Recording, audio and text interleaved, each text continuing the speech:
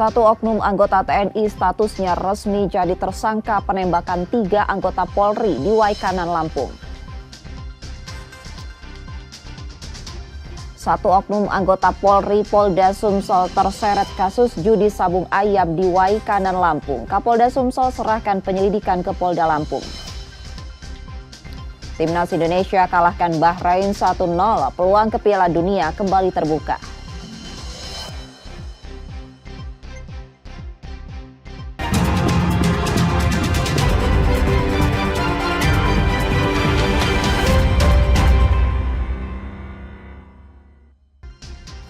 Halo, selamat pagi saudara, apa kabar Anda di hari ini? Seperti biasa kami akan membuka hari Anda dengan sejumlah laporan menarik dari Sumatera Selatan dan daerah lain di Sumatera bagian selatan.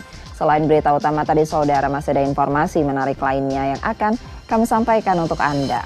Bersama saya Reski Oktora, Anda menyaksikan Kompas Sumbaksel di Kompas TV, independen terpercaya.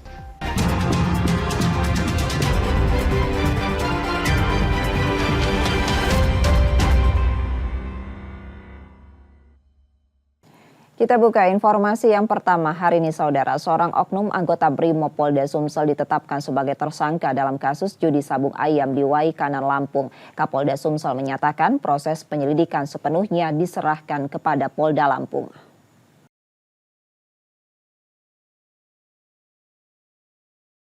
Selain 2 oknum anggota TNI Kopka Basar dan Peltulubis, Polda Lampung bersama Denpo 23 Lampung juga menetapkan 1 tersangka lain dalam kasus judi sabung ayam di Waikanan, Lampung yang menewaskan 3 anggota Polri.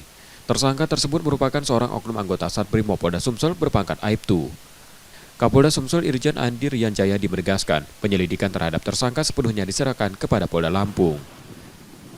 Saat ditanyakan soal kemungkinan sanksi, ia enggan berkomentar banyak dan hanya menyatakan bahwa seluruh proses hukum akan dilakukan di Polda Lampung. Sudah press release soal kasus yang di Waikanan. Tadi Kapolda Lampung nyebut kalau ada satu anggota kita inisialnya K, jadi tersangka tapi bukan penembakan begitu Jenderal. Pemain. Dari kita sudah. Ya kan di sana, tanya penyidik di sana.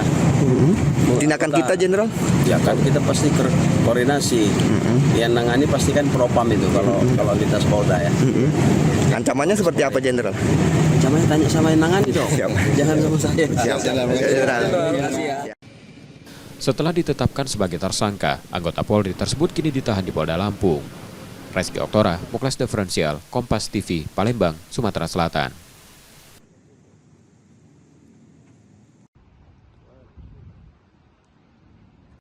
Kreator digital Willy Salim jadi sorotan usai konten masak besar rendang di pelataran Benteng Kuto Besak, Palembang menuai kritik tajam. Sultan Palembang Darussalam bahkan mendesaknya segera meminta maaf pada masyarakat.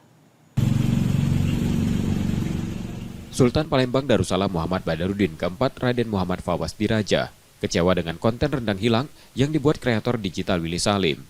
Menurutnya konten tersebut tidak mencerminkan budaya dan merusak nama baik kota Palembang. Sultan pun meminta Willy Salim segera menghapus kontennya di media sosial serta meminta maaf secara terbuka di hadapan Majelis Adat Kesultanan Palembang Darussalam. Selain itu, ia juga diminta menjalani ritual tepung tawar sebagai bentuk penebusan kesalahan. Jika permintaan ini tidak dipenuhi, Sultan menegaskan Willy Salim akan dikutuk dan dilarang datang ke Palembang seumur hidupnya. Tim hukum Kesultanan juga berencana menempuh jalur hukum. Saya lihat karena persiapan dia yang kurang dan saya yakin ini ada arahan tertentu untuk mengambil makanan sebanyak-banyaknya karena kita memiliki budaya Semon, yaitu budaya malu. Dan budaya kalau belum disuruh, diaturi, mereka tidak mau untuk melakukan tindakan tersebut. Jadi saya yakin ini bukan kebudayaan Palembang yang sebenarnya, sehingga Willy Salim harus meminta maaf dan sebenar-benarnya dengan tulus ikhlas, dan juga kita ingin mengadakan supaya keadaan ini kembali keadaan sebenarnya atau seharusnya ya, yaitu Palembang adalah kota yang berbudaya dan bermartabat. Sebelumnya, reaksi atas konten Willy Salim tersebut juga datang dari Gubernur Sumatera Selatan. Yudi Kiswanto, Kompas TV, Palembang, Sumatera Selatan. Ruas fungsional tol Palembang Betung sepanjang Musilandas Pulau Rimau beroperasi pukul 8 sampai 16 waktu Indonesia Barat. Kehadiran tol ini langsung berdampak signifikan kepadatan lalu lintas di jalan arteri sekitar berkurang, mengurai kemacetan yang kerap terjadi. Berikut laporan jurnalis Kompas TV Palembang Reski Oktora dan Muklas Diferensial. Saudara, hari ini merupakan hari kedua jalan tol Palembang Betung dibuka fungsional selama arus mudik lebaran untuk mengurai kemacetan yang ada di jalan arteri dari Palembang menuju Banyuasin. Seperti yang kita ketahui bahwa jalan lintas timur ini merupakan akses jalan menuju ke provinsi lainnya. Untuk informasi lengkapnya mengenai dengan arus mudik di tol Palembang Betung, saat ini sudah bersama saya Kapolres Banyuasin, AKBP Ruri Prastowo. Selamat pagi, Pak. Pagi, Mbak. Pak, mungkin bisa dijelaskan untuk arus mudik Lebaran ini kan hari kedua tol Palembang Betung dibuka secara fungsional. Ini bagaimana Pak kondisinya? Baik, alhamdulillah Mbak, untuk hari kedua ini situasi arus dari arah Palembang maupun sebaliknya berjalan dengan lancar, dan alhamdulillah juga bahwa surat keputusan bersama yang dikeluarkan pemerintah itu bisa membatasi kendaraan-kendaraan besar, dan alhamdulillah sampai di jalan lintas timur di Banyuasin ini lancar dengan adanya SKB itu. Ini dibuka dari pukul berapa sampai ke berapa nih Pak? Jadi tol fungsional ini setiap hari dibuka hanya pada siang hari dari mulai jam 7 pagi sampai jam 16.00. Malam tidak beroperasional karena belum didukung oleh sarana-prasarana yang lain. Ini kan Pak sudah dibuka fungsional untuk mengurai kemacetan yang ada di jalan arteri. Anda melihatnya bagaimana pantauan 2 hari ini? Apakah berkurangnya kepadatan ataupun kemacetan di jalan arteri Pak selama ini dibuka? Ya, ini harapan kita semua bahwa tol fungsional ini sangat bermanfaat dan bisa mengurai arus lalu lintas di jalan lintas timur ini yang setiap tahunnya itu di jalur lintas timur dari Palembang, Betung ini menjadi jalur yang kemacetannya luar biasa, dan dengan adanya tol fungsional ini bisa memecah arus dan insya Allah di jalan lintas timur ini menjadi lancar. Ini syarat kendaraan yang boleh melintas ini apa saja Pak? Jadi untuk yang boleh melintas di tol fungsional ini hanya khusus untuk kendaraan-kendaraan kecil dan minibus dan golongan 1. Baik, terima kasih Pak atas informasinya mengenai arus mudik yang ada di tol Palembang Betung. Saudara, seperti yang diketahui, tol Palembang Betung ruas Musilandas Pulau Rimau ini dibuka sepanjang 33 km, namun yang beroperasi saat ini sepanjang 27 km, sementara sisanya ini masih berupa jalan tanah. Dan untuk pemudik yang akan melalui jalan ini dihimbau untuk tetap berhati-hati, tidak melebihi kecepatan di atas 60 km per jam, dan juga memastikan bahwa BBM kendaraan Anda dalam kondisi yang penuh, karena di sini mengingat belum adanya ketersediaan daripada tempat pengisian bahan bakar minyak. Reski Oktora, Muklas Diferensial, Kompas TV, Sumatera Selatan. Untuk mengantisipasi kemacetan di jalan arteri usai tol ditutup pada pukul 16 waktu Indonesia Barat, Polres Banyuasin menyiapkan 65 titik penjagaan. Selain itu, 10 kantong parkir telah disediakan bagi kendaraan angkutan barang yang terkena pembatasan selama arus mudik.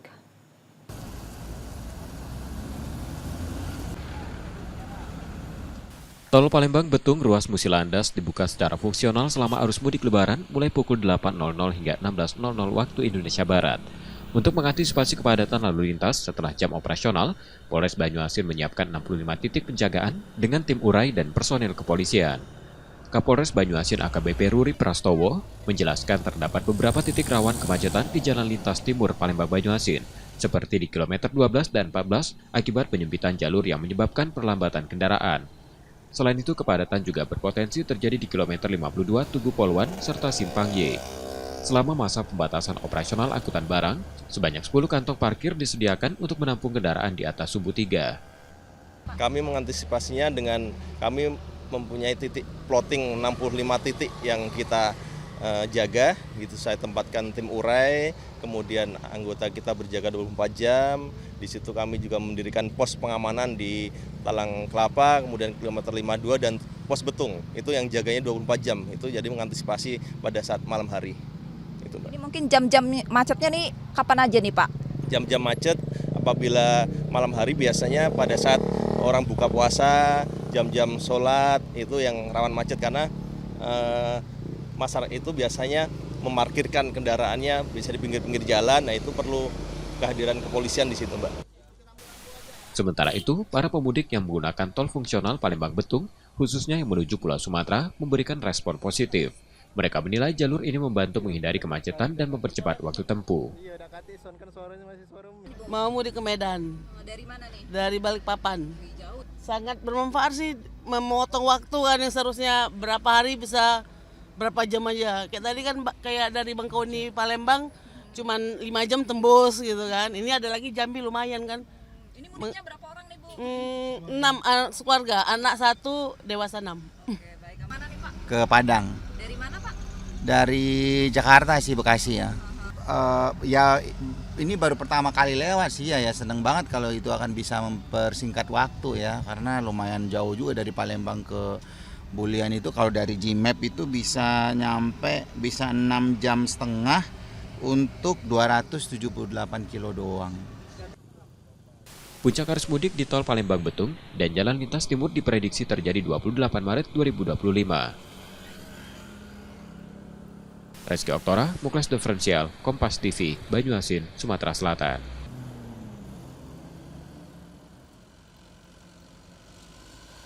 Aliansi Mahasiswa di Palembang menyuarakan penolakan terhadap revisi Undang-Undang TNI yang baru disahkan DPR RI. Mereka menggelar unjuk rasa di depan kantor DPRD Sumsel menuntut agar aspirasi mereka diteruskan ke DPR RI. Ditandatangani dan berikutnya presiden yang tergabung karena baru terkonfirmasi di DPRD Provinsi. Aliansi Mahasiswa Sumatera Selatan kembali menggelar unjuk rasa di depan kantor DPRD Provinsi Sumatera Selatan pada Rabu 25 Maret 2025. Mereka menolak revisi Undang-Undang TNI yang telah disahkan DPR RI beberapa waktu lalu. Aksi sempat memanas, namun situasi mereda setelah Ketua DPRD Sumsel, Adi Dinaldi, bersama Wakil Ketua DPRD Sumsel, Nopianto, menemui massa. DPRD Sumsel menegaskan siap memfasilitasi dan memberikan rekomendasi terkait tuntutan mahasiswa.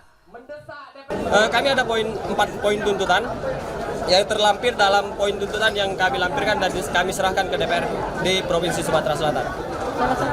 Salah satunya hari ini kami menolak tentang RUU TNI ini, dan juga poin kedua kami meminta untuk kemudian RUU perampasan aset ini segera realisasikan atau segera disahkan menjadi undang-undang. Memberikan waktu 2 kali 24 jam itu seperti apa?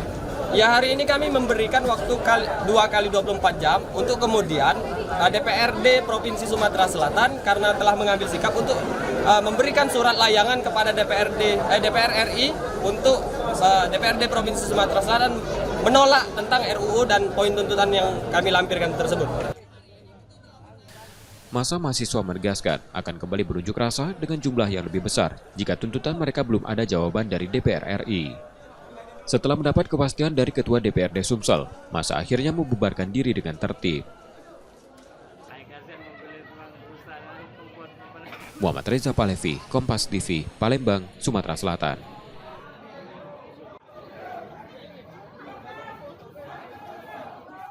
Setelah jeda kami masih akan kembali dengan informasi dan sorotan menarik lainnya, saudara. Tetaplah di Kompas Sumbaksel.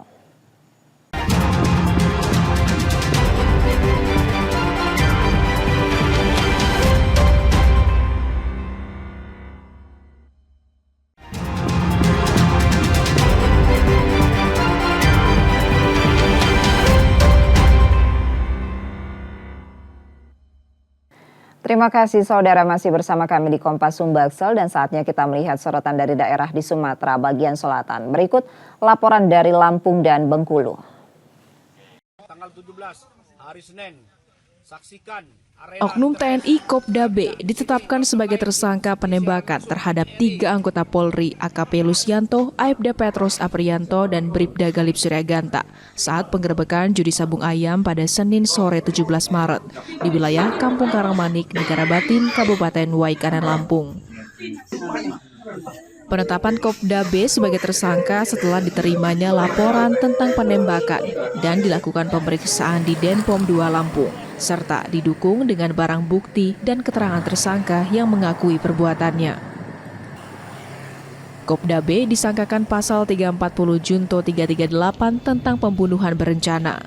Kopda B juga disangkakan Undang-Undang Darurat tentang kepemilikan senjata pabrikan non-organik. Sementara satu oknum TNI yakni Peltu YHL juga ditetapkan sebagai tersangka atas laporan tentang kasus perjudian. Peltu YHL disangkakan pasal 303 KUHP tentang perjudian. Terduga yang saat sekarang sudah menjadi tersangka itu menyerahkan diri pada tanggal 18 Maret 2025 yaitu Kopda B. Kemudian tanggal 19 Maret 2025 tersangka kedua itu Peltu YHL itu menyerahkan diri di Batu Raja. Nah, setelah alat bukti dan barang bukti kami temukan dan hasil pemeriksaan tersangka mengakui perbuatannya, maka dan Denpom koordinasi kepada Polda maupun Polres untuk meminta pelaporan secara resmi ke kami dalam rangka untuk menentukan tersangka dan melakukan proses hukum lebih lanjut. TNI Angkatan Darat berkomitmen akan mengusut kasus ini secara terbuka. Dan untuk percepatan proses pengungkapannya, 10 anggota Puspom TNI dari pusat diterjunkan untuk memperkuat Denpom Lampung. Riana Finarta, Kompas TV, Lampung.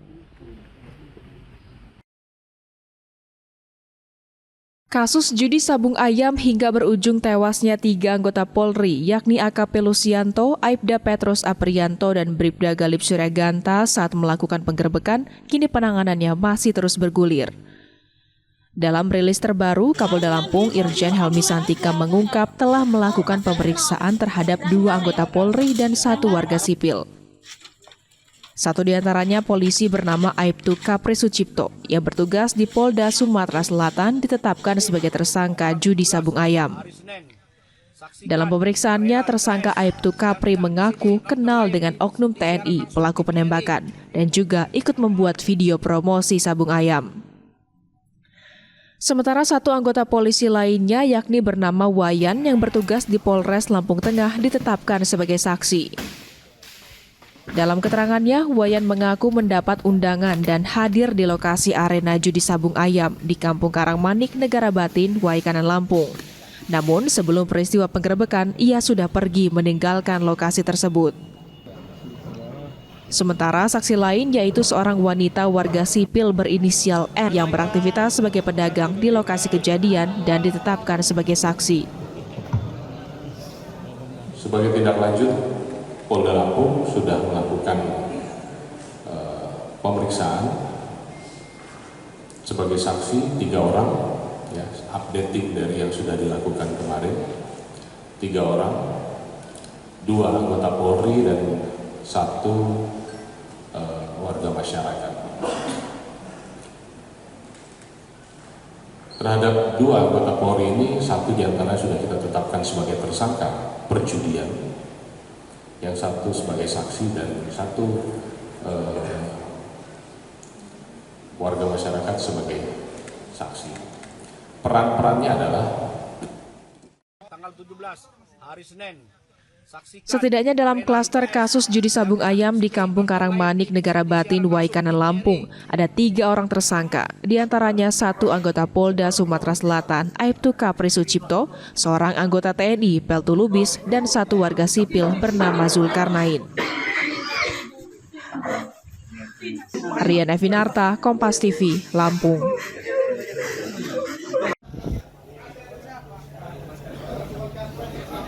Barang bukti narkoba senilai 70 miliar rupiah hasil ungkap periode Oktober 2024 sampai Maret 2025 dimusnahkan di Tres Narkoba Polda Lampung dengan cara dibakar. Adapun barang bukti yang dimusnahkan yakni 163 kg ganja, 68,9 kg sabu, dan 3.517 butir ekstasi. Ditres Narkoba Polda Lampung, Kombes Pol Irfan Nurmansyah menyampaikan, pemusnahan barang bukti tersebut berasal dari 27 laporan dengan 46 tersangka. Ia juga menegaskan para tersangka yang diamankan merupakan bandar dan pengedar. Jumlah barang buktinya berupa ganja 163 kg, sabu 68,9 kg, ekstasi 3.517 butir. Jumlah barang bukti tersebut apabila dinilai dari nilai ekonomis itu sebesar 70.276 juta rupiah. Dari hasil pemusnahan barang bukti senilai 70 miliar ini bisa menyelamatkan 442.117 jiwa dari bahaya penyalahgunaan dan ketergantungan terhadap narkotika dan pil ekstasi. Roma Fria Idam, Kompas TV, Lampung. Sepekan jelang Lebaran, terpantau jumlah penumpang yang akan melakukan mudik di Terminal Raja Basa Lampung mengalami peningkatan yang cukup signifikan pada Senin kemarin. Para pemudik yang mayoritasnya akan menuju ke Pulau Jawa ini lebih memilih menggunakan bus antar kota dalam provinsi menuju Pelabuhan Bakahuni, yang kemudian melanjutkan perjalanan menggunakan kapal feri. Selain itu, Kepala Terminal Raja Basa Marsusi juga mengatakan banyak pemudik yang lebih memilih perjalanan di malam hari sehingga tiba di Terminal Raja Basa di waktu 5 hingga 6 pagi. Ada penambahan penumpang dibandingkan dengan hari-hari biasa. Sudah mulai penambahan penumpangnya. Untuk arus mudik perkiraan kita di tanggal 27-28 Maret. Diperkirakan jumlah penumpang di Terminal Raja Basa akan terus melonjak hingga puncak arus mudik pada 27 dan 28 Maret mendatang. Roma Fria Idam, Kompas TV, Lampung. Aksi kejar-kejaran terjadi antara anggota Polsek Ujanmas Kepahyang Bengkulu dengan pelaku spesialis curanmor berinisial FJ. Saat hendak ditangkap di kediamannya, FJ mencoba kabur. Namun naas ia malah tercebur ke sebuah sumur sedalam 10 meter yang berada di samping rumahnya. Beruntung meski terjatuh dari ketinggian, pelaku yang diketahui telah beraksi di berbagai lokasi di Provinsi Bengkulu tidak mengalami luka serius. Tim gabungan segera mengevakuasi FJ dan membawanya ke Polsek Ujanmas untuk pemeriksaan lebih lanjut. Kapolsek Ujanmas Ibtu Dodi Haryala mengungkapkan, sebelum tertangkap, pelaku FJ baru saja mencuri sepeda motor milik seorang warga. Polisi yang menerima laporan dari korban langsung melakukan penyelidikan hingga berhasil melacak keberadaan pelaku dan barang bukti curiannya. Berdasarkan hasil koordinasi dengan polsek setempat, kami melaksanakan penangkapan terhadap kedua pelaku dan pada saat penangkapan terduga pelaku ini sempat melarikan diri melalui pintu jendela. Ternyata setelah dia melompat malah masuk ke sumur yang berada di samping rumah. Setelah itu kami melakukan evakuasi untuk penyelamatan pelaku ke atas dan setelah itu kita bawa ke Polsek Ujanmas. Selain FJ, polisi kini juga sedang memburu teman pelaku yang sudah kabur sebelum diamankan. Bayazir Al-Raihan, Kompas TV Bengkulu. Kondisi salah satu loket bus yang berada di Kota Bengkulu tampak mulai dipadati warga yang hendak melakukan perjalanan mudik. Tak sedikit warga yang memilih melakukan perjalanan mudik ke kampung halaman lebih awal. Selain harga tiket yang masih normal, warga juga ingin menghindari kemacetan yang biasa terjadi mendekati Lebaran. Mudik dengan tujuan kampung halaman di Pulau Jawa banyak dilakukan pekerja yang sudah mendapat libur Lebaran lebih awal. Kan nggak macet. Oh, biar nggak macet ya. Sebelum hari-hari kan. Ini tujuannya mau kemana nih kalau kita? Jogja. Di Jogja ya. Ya. Artinya pemesanan tiket kita udah dari awal puasa ya. berarti. Biar nggak macet maksudnya. Macet ya. Ini sama siapa kita pergi mudiknya? Sama ibu bapak, neneknya, datuk. Sama keluarga? Ya, sama keluarga.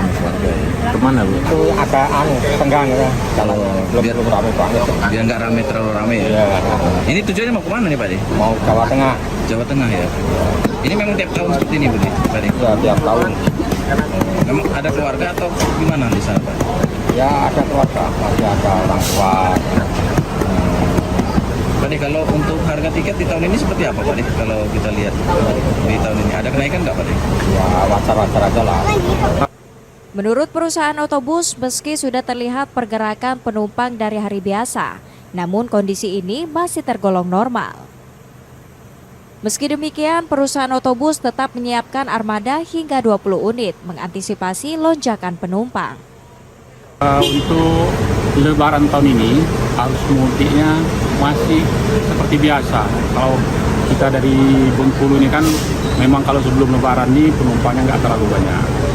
Karena biasanya tuh kalau sebelum Lebaran tuh yang masuk ke Bengkulu yang banyak. Nah, jadi untuk yang keluarnya agak sedikit, nggak terlalu banyak. Tapi ada hari biasa? Kalau hari biasa memang sedikit ada peningkatan, ya, tapi nggak terlalu banyak ya. Saat ini harga tiket perjalanan bus dijual dengan harga normal. Namun kenaikan harga tiket hingga 15% akan terjadi mendekati Lebaran nanti. Bayazir Al-Rehan, Kompas TV Bengkulu. Seperti inilah kondisi salah satu toko grosir kue yang berada di Kecamatan Gading Cempaka, Kota Bengkulu. Meski terletak di area perumahan warga, lokasi ini ramai dipadati warga yang ingin membeli kue untuk persiapan Lebaran Idul Fitri. Diakui warga, mereka sengaja membeli kue kering dan kerupuk yang sudah jadi karena tak ingin repot memasak kue di rumah. Selain itu, harga jual kue yang tidak terlalu mahal membuat warga memilih untuk membeli. Beli untuk Lebaran kue-kue sabena, ada ini kacang-kacang itu yang toples kan, ya ini coklat kayak gini ya. Nah, memang setiap tahunnya beli langsung yang kayak langsung ke sini. Nggak buat ya, nggak buat. Iya, persiapan Lebaran juga sih. Ada berapa banyak ya Pak yang kita beli? Macam-macam apa aja? Macam-macam, kan dari minggu kemarin juga beli, tapi ini kehabisan stok di rumah, di toko di rumah jadi. Oh, banyak baru beli. Iya. Bu, kalau untuk kisaran harga di sini gimana Pak kita? Untuk pasaran di Bengkulu kayaknya ini paling murah deh. Kita jual lagi. Iya, di toko di rumah toko juga. Diakui penjual kue, ramainya warga membeli kue Lebaran sudah terjadi sejak awal Ramadan lalu. Omset penjualan pun meningkat hingga 70% dibanding pada periode Lebaran tahun lalu.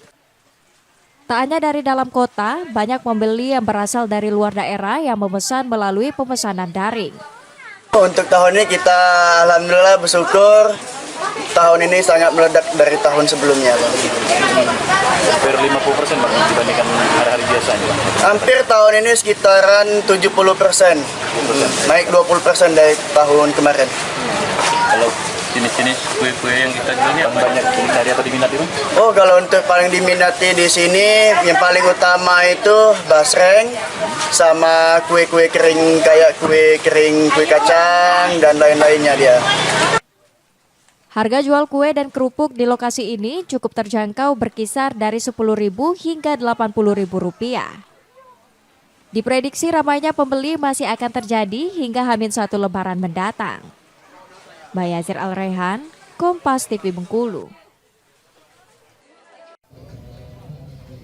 Berdasarkan sidak ke sejumlah SPBU dan pangkalan LPG di Kota Bengkulu, Wakil Gubernur Mian memastikan penyaluran BBM dan LPG subsidi aman di tengah meningkatnya mobilitas masyarakat mendekati Idul Fitri mendatang. Mian meminta masyarakat tidak khawatir sebab stok BBM maupun LPG subsidi diprediksi mencukupi kebutuhan masyarakat. Selain memastikan ketersediaan, Mian juga mengecek ukuran volume BBM untuk memastikan takarannya tak berkurang. Pangkalan gas juga ditekankan untuk memasang pemberitahuan harga eceran tertinggi yang telah ditetapkan pemerintah sebagai upaya agar harga jual gas di pasaran sesuai dengan ketetapan. Penyaluran LPG ya, kalau yang non subsidi insya Allah nggak ada masalah. Yang subsidi, yang tabung melon masih ada kondisi ya disparitas harga yang cukup menyolok di kabupaten-kabupaten. Tapi alhamdulillah hari ini di kota semua suplainya ke pangkalan juga normal, dan dari pangkalan itu ada masyarakat yang beli langsung. Ketika kita tadi masuk ke warung, posisinya antara pangkalan dengan warung antara 22-23 ribu masih wajar. Masyarakat diminta untuk membeli BBM dan gas LPG sesuai kebutuhan dan tidak membeli secara berlebih. Bayazir Al-Rehan, Kompas TV Bengkulu. Demikian tadi sorotan dari Lampung dan Bengkulu, saudara. Usai jeda kami akan kembali lagi. Tetaplah di Kompas Sumbaksel.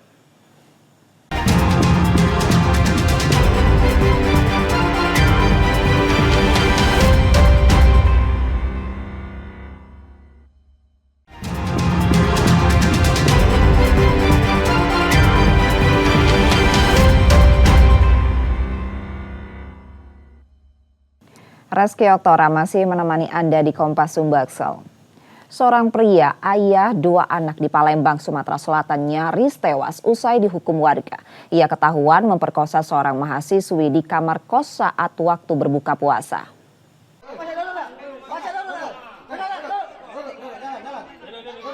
Seorang pria babak belur dan nyaris tewas usai dihukum warga di Palembang, Sumatera Selatan, Selasa 24 Maret 2025 malam. Ia ketahuan memperkosa seorang mahasiswi di kamar kos korban di Kecamatan Jakabaring sekaligus mencuri laptop milik korban. Menurut keterangan warga, insiden ini terungkap saat mereka yang tengah berbuka puasa mendengar teriakan minta tolong dari dalam rumah kos. Ketika mendatangi sumber suara, warga melihat pelaku mencoba melarikan diri. Salah satu warga berhasil menangkapnya sebelum ia kabur lebih jauh. Warga yang marah langsung menghajar pelaku hingga babak belur. Aku keluar, gua bawa masuk kan, dia ini ngakui salah, nah minta maaf, gua tangkap ini, berlari, gua tarik bajunya, tangkap aku kan, gua pakai baju terlepas, dia berlari, gua tanya maling, nanti ditangkap sama warga. Setelah itu pria yang diketahui sudah berkeluarga dan memiliki 2 anak diserahkan ke Polrestabes Palembang. Yudi Kiswanto, Kompas TV, Palembang, Sumatera Selatan. Konten viral yang dibuat kreator digital Willy Salim terkait hilangnya 200 kg rendang dalam acara masak besar di Benteng Kuto Besak, Palembang berlanjut. Peristiwa ini memicu polemik, bahkan mendapat reaksi keras dari Gubernur Sumatera Selatan Herman Deru. Kita tuang minyak dulu ya. Acara masak besar yang dibuat seorang digital kreator Willy Salim yang berakhir dengan menyebut 200 kg rendang hilang di Benteng Kuto Besak, Palembang mendapat reaksi keras dari Gubernur Sumsel Herman Deru. Herman Deru kecewa atas konten tersebut yang dinilai mencoreng citra Palembang. Deru menduga Willy Salim sengaja menciptakan situasi ricuh untuk menarik perhatian publik dan memperoleh keuntungan pribadi. Herman Deru mengingatkan para kreator digital untuk lebih bertanggung jawab dalam membuat konten, terutama ketika berkunjung ke daerah. Ia menegaskan pentingnya mengangkat nama baik suatu daerah, bukan justru menciptakan citra negatif. Jangan membuat konten yang merugikan nama daerah. Aku tidak yakin kalau masyarakat Palembang nak berebut itu kalau tidak dalam sebuah pengkondisian, ya. Wong Palembang ni wong yang tidak heran dengan daging, itu iwak daging. Kalau dimaitukan, dibuat konten tapi disiarkan seluruh dunia, seakan-akan kita wong yang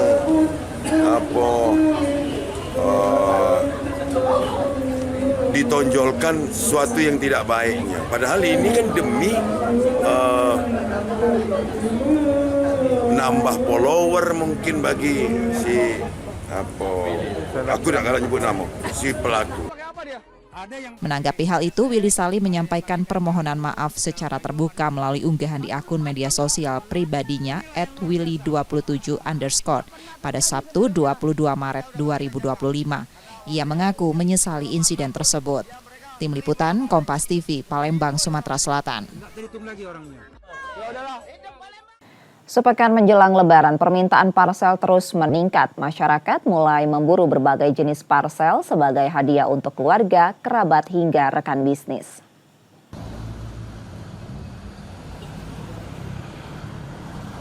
Menjelang Lebaran, pelaku usaha parcel di Palembang mulai kewalahan memenuhi pesanan yang terus meningkat. Salah satunya di Jalan Gresik, Kelurahan 9 Ilir, Palembang. Sejak awal Ramadan, pemesanan sudah dibuka dengan rata-rata 20 hingga 30 orderan per hari. Angka ini terus naik mendekati Lebaran. Beragam jenis parcel tersedia, mulai dari makanan, minuman, hingga barang pecah belah. Untuk parcel snack, pemesanan bisa dilakukan sehari sebelumnya, sementara parcel berisi barang pecah belah membutuhkan waktu 3 hari. Meski harga parcel tahun ini mengalami kenaikan, minat pembeli tetap tinggi. Bahkan dibandingkan tahun lalu, penjualan naik hingga 50%. Saat ini penjualan sudah mencapai 1.000 parcel, Kak. Udah dari kapan itu pemesanan? Mulai dari awal puasa. Setiap harinya berapa ini? Nah, kalau di awal puasa kemarin masuk orderan tuh per hari 20-30 parcel. Nah, menjelang dekat Lebaran ini lebih dari itu, Kak. Berapa biasanya? Biasanya 40-50 dalam satu hari. Itu untuk yang snack. Harga parcel snack berkisaran Rp150.000 hingga Rp350.000. Sementara parcel barang pecah belah dibanderol antara Rp500.000 hingga Rp2,8 juta. Diprediksi hingga 3 hari sebelum Lebaran, jumlah pesanan akan terus meningkat, termasuk pengiriman ke luar kota seperti Bengkulu. Muhammad Reza Palevi, Kompas TV, Palembang, Sumatera Selatan. Pemerintah Kota Palembang mengajak seluruh aparatur sipil negara untuk meningkatkan zakat, terutama saat Ramadan. Sebagai bentuk kepedulian, Pemkot Palembang telah menyalurkan zakat pada warga kurang mampu.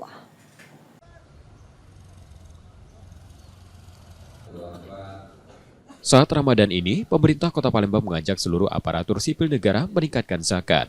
Pemkot bersama Badan Amil Zakat Nasional Palembang dalam menyalurkan zakat yang dikumpulkan dari ASN serta pegawai BUMD di lingkungan pemerintahan. Pemkot menargetkan zakat yang terkumpul dari ASN mencapai 1,5 hingga 2 miliar rupiah. Dana ini akan disalurkan pada warga kurang mampu serta digunakan untuk program pemberdayaan, termasuk renovasi rumah tidak layak huni. Saya sudah minta dengan Pak Sekda benar-benar dicek dinas mana yang pemberian zakatnya rendah, terus kita juga tidak ada pemaksaan di sana. Yang penting keberadaan Basnas ini dirasakan oleh warga Kota Palembang. Saya kira itu substansi penting pada kegiatan kita lakukan. Basnas Kota Palembang mengungkapkan hingga menjelang akhir Ramadan, dana zakat yang terkumpul telah melebihi 1 miliar rupiah. Kedepan, Basnas menargetkan perolehan zakat pada 2025 dapat mencapai 11 miliar rupiah. Target kita tahun ini 11 M. 11 miliar? 11 miliar. Yang sudah masuk? Sudah masuk, ini baru bulan apa nih? Bulan 3. Bulan 3 kalau 7 kali ke-3 sekitar 21. Tapi kalau Ramadan ini kami targetnya 2 M. Pemkot Palembang menegaskan zakat dari ASN berasal dari potongan tunjangan kinerja sebagai bagian dari komitmen sosial untuk membantu masyarakat. Nur Muhammad, Kompas TV, Palembang, Sumatera Selatan. Beralih ke informasi lainnya, Saudara, manajemen Sriwijaya FC berencana mendirikan Akademi Sepak Bola pada 2025. Akademi ini akan menjadi wadah pembinaan bagi pemain muda berbakat yang diproyeksikan untuk memperkuat skuad Laskar Wongkito di masa depan.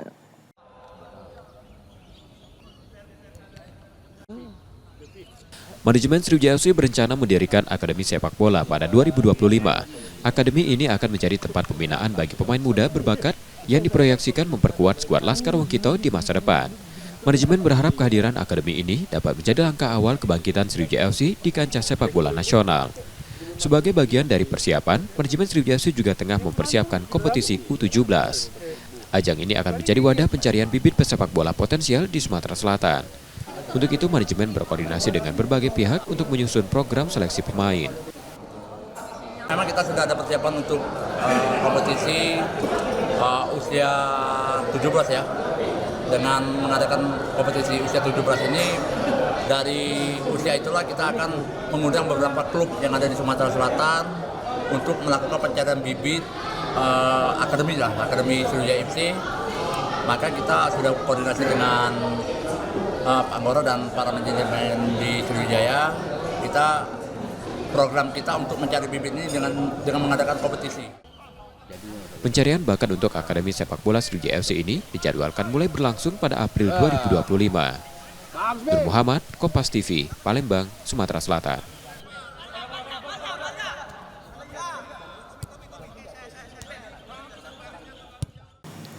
Sementara itu Presiden Prabowo Subianto mengucap syukur atas kemenangan Timnas Indonesia atas Bahrain dengan skor 1-0. Prabowo menyebut dengan kemenangan ini maka Timnas Indonesia masih berkesempatan untuk maju terus di kualifikasi Piala Dunia 2026. Ya, alhamdulillah ya kita berhasil, tim nasional kita perjuangannya cukup baik, mereka berjuang, mereka keras. Saya ucapkan terima kasih PSSI, ya maju terus. Mudah-mudahan lah kita, kalau ini tadi kita kalah kita sudah out, tapi ini berarti kita masih ada kesempatan kita maju terus. Pede nggak Pak Mas? Ya, insya Allah, ya. Oke, terima kasih, bagus. Saya kira lumayan kita. Oke, terima kasih. Setelah libur cukup panjang sejak 11 Maret, pemain Persib Bandung kembali berkumpul untuk latihan pada 21 Maret. Tak mengendurkan intensitas latihan, Persib justru akan terus meningkatkan porsi latihan hingga libur Lebaran. Jelang libur Lebaran, manajemen Persib Bandung kembali mengumpulkan pemain untuk memulai latihan rutin. Namun latihan yang berlangsung di Stadion Gelora Bandung Lautan Api tak didampingi sang pelatih Bojan Hodak. Hodak absen karena tengah berada di Kroasia untuk menjalani cek kesehatan. Dikabarkan Hodak akan kembali bergabung pada 26 Maret. Bukan hanya Hodak, asisten pelatih Igor Tolic pun absen dengan alasan yang sama.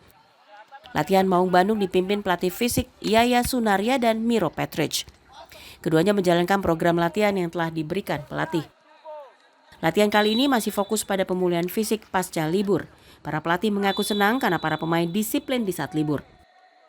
Tak ada kenaikan berat badan yang dialami pemain.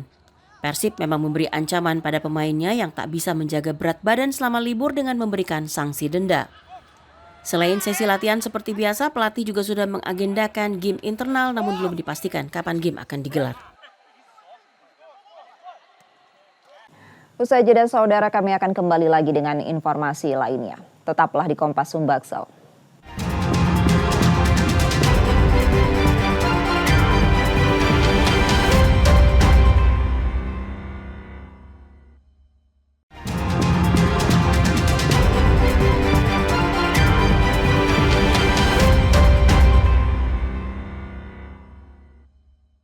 Terima kasih saudara masih bersama kami, dan jika Anda tidak sempat menyaksikan sorotan utama kami, berikut kilasan laporan utama Kompas Sumbaksel hari ini. Tanggal 17 hari Senin, saksikan Oknum TNI Kopda B ditetapkan sebagai tersangka penembakan terhadap 3 anggota Polri AKP Lusianto, Aibda Petros Aprianto, dan Bribda Galip Suryaganta saat penggerebekan judi sabung ayam pada Senin sore 17 Maret di wilayah Kampung Karangmanik, Negara Batin, Kabupaten Waikanan, Lampung. Penetapan Kopda B sebagai tersangka setelah diterimanya laporan tentang penembakan dan dilakukan pemeriksaan di Denpom 2 Lampung, serta didukung dengan barang bukti dan keterangan tersangka yang mengakui perbuatannya. Kopda B disangkakan pasal 340 Junto 338 tentang pembunuhan berencana. Kopda B juga disangkakan Undang-Undang Darurat tentang kepemilikan senjata pabrikan non-organik. Sementara satu oknum TNI yakni Peltu YHL juga ditetapkan sebagai tersangka atas laporan tentang kasus perjudian. Peltu YHL disangkakan pasal 303 KUHP tentang perjudian. Terduga yang saat sekarang sudah menjadi tersangka itu menyerahkan diri pada tanggal 18 Maret 2025 yaitu Kopda B. Kemudian tanggal 19 Maret 2025 tersangka kedua itu Peltu YHL itu menyerahkan diri di Batu Raja. Nah, setelah alat bukti dan barang bukti kami temukan dan hasil pemeriksaan tersangka mengakui perbuatannya, maka dan Denpom koordinasi ke Polda maupun Polres untuk meminta pelaporan secara resmi ke kami dalam rangka untuk menentukan tersangka dan melakukan proses hukum lebih lanjut. TNI Angkatan Darat berkomitmen akan mengusut kasus ini secara terbuka. Dan untuk percepatan proses pengungkapannya, 10 anggota Puspom TNI dari pusat diterjunkan untuk memperkuat Denpom Lampung. Riana Finarta, Kompas TV, Lampung.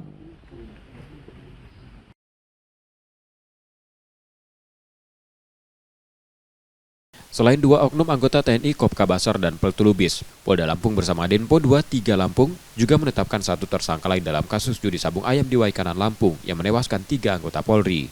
Tersangka tersebut merupakan seorang oknum anggota Satbrimo Polda Sumsel berpangkat Aibtu. Kapolda Sumsel Irjen Andi Rian Jayadi menegaskan penyelidikan terhadap tersangka sepenuhnya diserahkan kepada Polda Lampung. Saat ditanyakan soal kemungkinan sanksi, ia enggan berkomentar banyak dan hanya menyatakan bahwa seluruh proses hukum akan dilakukan di Polda Lampung. Sudah press release soal kasus yang di Waikanan. Tadi Kapolda Lampung nyebut kalau ada satu anggota kita inisialnya K, jadi tersangka tapi bukan penembakan begitu ya. Pemain. Oh. Dari kita sudah. Ya kan di sana, tanya penyidik di sana. Tindakan kita, Jenderal? Ya kan kita pasti koordinasi. Yang nangani pasti kan Propam itu kalau lintas Polda ya. Ancamannya seperti apa, Jenderal? Ancamannya tanya sama yang nangani dong. Jangan sama saya. Setelah ditetapkan sebagai tersangka, anggota Polri tersebut kini ditahan di Polda Lampung. Reski Oktora, Muklas Diferensial, Kompas TV, Palembang, Sumatera Selatan.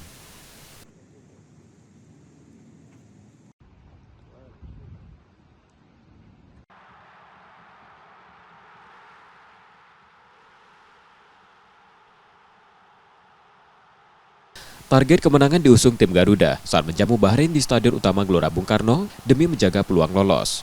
Bermain lebih dominan, pasukan Patrick Kluivert akhirnya sukses membobol gawang Ibrahim Lutfal pada menit ke-24. Umpan matang Marcelino Ferdinand dikonversi menjadi gol oleh Oli Romeni. Di paruh kedua, Bahrain mencoba meningkatkan tekanan untuk mengejar ketinggalan. Namun, justru Indonesia yang mampu menciptakan peluang emas tambahan.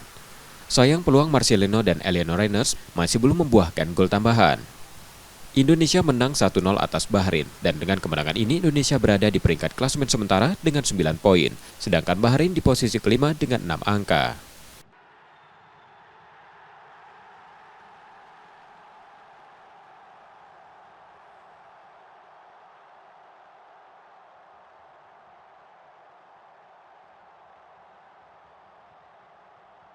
Informasi tadi saudara menjadi akhir dari Kompas Sumbaksel hari ini. Tetap saksikan konten lokal di Kompas TV setiap hari mulai pukul 4.30 hingga 7 pagi.